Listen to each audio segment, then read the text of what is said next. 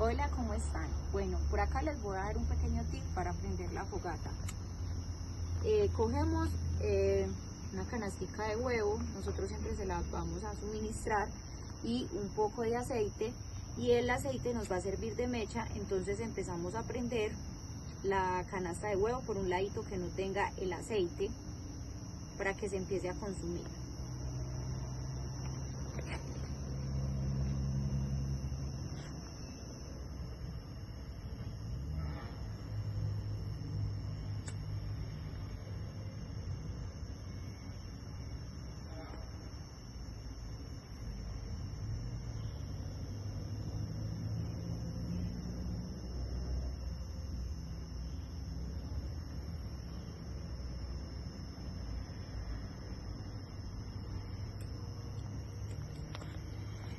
Con ese pedacito tenemos, yo le voy a poner más para que nos encienda más ligero.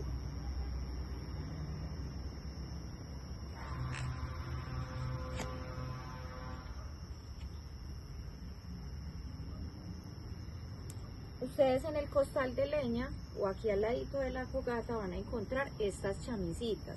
Con estas chamisitas vamos a empezar a juntar fuego.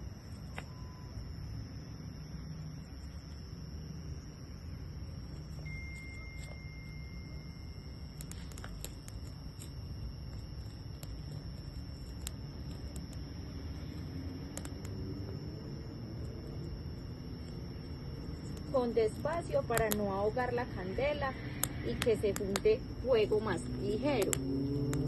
Y por el lado pueden ir colocando los palos grandes para que se les vaya calentando, o acá encima.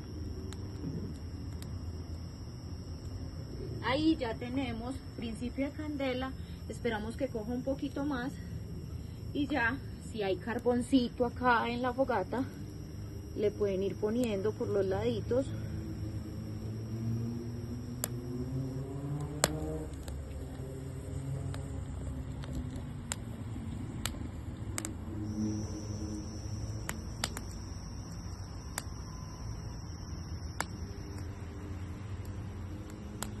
Huele delicioso esas chamisas.